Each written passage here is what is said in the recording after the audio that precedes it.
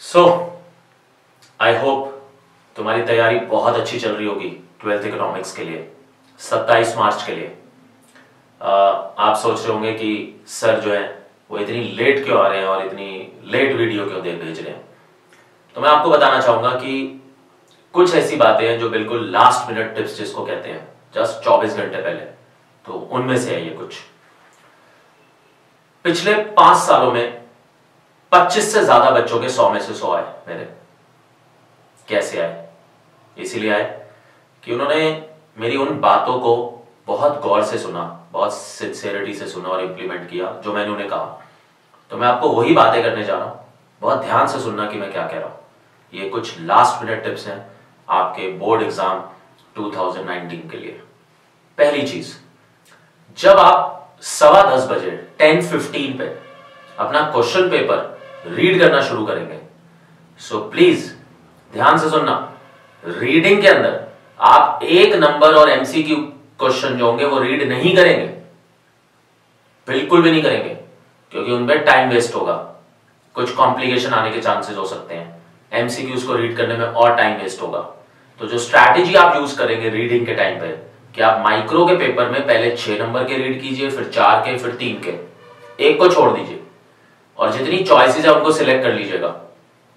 Numericals को read करने की कोई जरूरत नहीं है पहले 15 मिनट में, क्योंकि जब भी आप उन्हें रीड करेंगे उसी टाइम पे आप अटेम्प्ट कीजिए उसको। तो माइक्रो का कोई भी न्यूमेरिकल रीड नहीं कर रहे, बस सिर्फ स्कैन करके देख रहे हैं कि हाँ आ गया या नहीं आ गया जो आपने प्रिपेयर किया था, और आई एम 100% श्योर वही क्वेश्चन आएंगे जो तुमने प्रिपेयर किए। सेम स्ट्रैटेजी मैक्रो के लिए यूज करेंगे।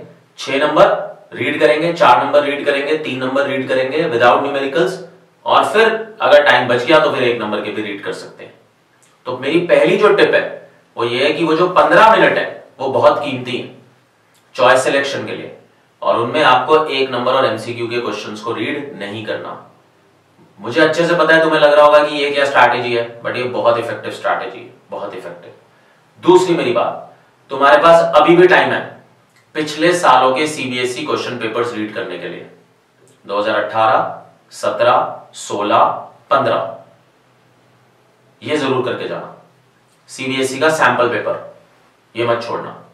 आई एम श्योर ये एक रूटीन टिप है जो तुम लोगों को हर पर्सन ने बताई होगी, बट स्टिल मुझे ऐसा लगता है कि इसके ऊपर ध्यान रखना।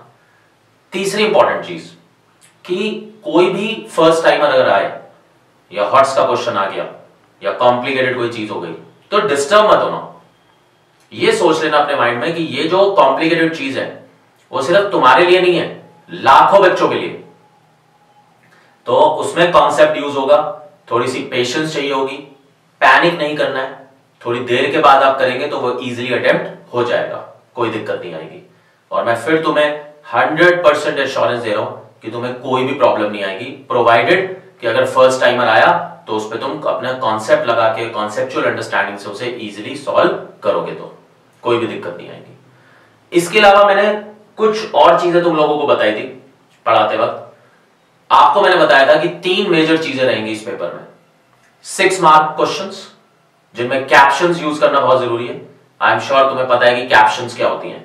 तो अगर मैं बात करूं कि मेरे को consumers equilibrium through indifference curve लिखना है तो मैं अच्छे से लिखूंगा meaning, assumptions, curve, explanation of the curve, disequilibrium to equilibrium, अच्छे से हेडिंग्स में, कैप्स में, ताकि टीचर को जो चेक कर रहा है आपकी आंसर शीट उनको आसानी से दिख जाए कि आपने कितने उसके तरीके से डिविजन्स कर रखे हैं।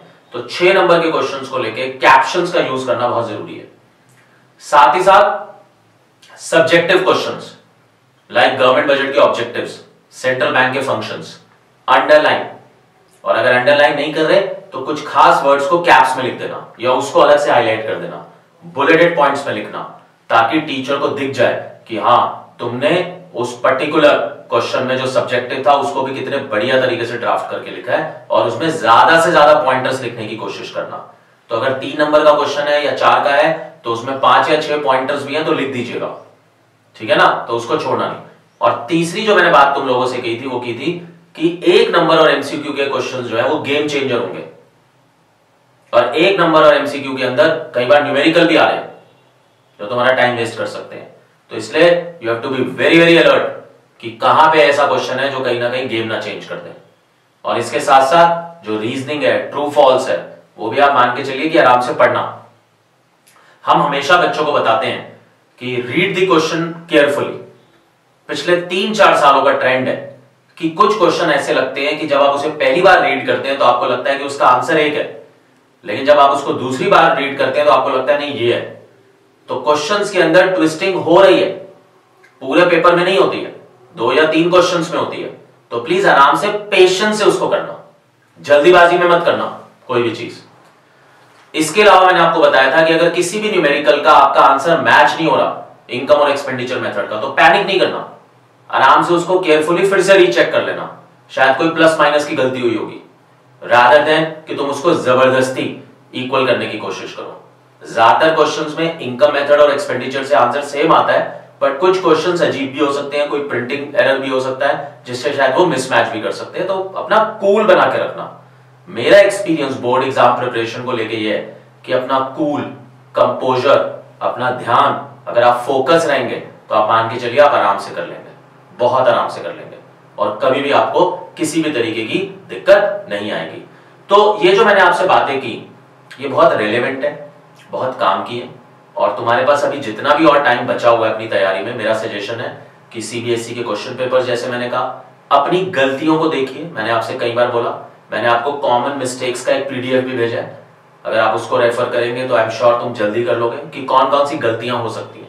और परेशान होने की जरूरत नहीं है, मैं आपको बता दूं, बहुत आजकल बच्चे आराम से पेपर कर लेते हैं और अच्छा पेपर करके आते हैं। और जैसे मैंने आपसे शेयर किया कि पिछले 5 साल का जो मुझे ट्रेंड दिख रहा है उसमें बहुत सारे बच्चों के 100 में से 100, 99 लाइन लगी हुई है। और ऐसा बिल्कुल भी नहीं है कि तुम्हारे वो मार्क्स नहीं आ सकते। मैं बिल्कुल 100% कॉन्फिडेंट हूं अपने ऊपर कि जो मैंने तुम्हें तैयारी कराई है, या और भी बच्चे जो इस वीडियो को देख रहे हैं, कि आप बिल्कुल अच्छे से तैयार हैं। पॉजिटिव स्टेटमेंट रखिए, अफर्मेटिव स्टेटमेंट्स रखिए कि yes I am ready for this board examination, और ट्रस्ट मी तुम्हारा बहुत अच्छा पेपर होगा और बहुत अच्छा तुम परफॉर्म करोगे इस पेपर के अंदर। मेरी तरफ से आप सभी को बेस्ट विशेस, और आई एम श्योर तुम बहुत अच्छे तरह से शाइन करोगे और जबरदस्त नंबर लेके आओगे। तो मेरी तरफ से फिर से तुम सबके लिए बेस्ट विशेस।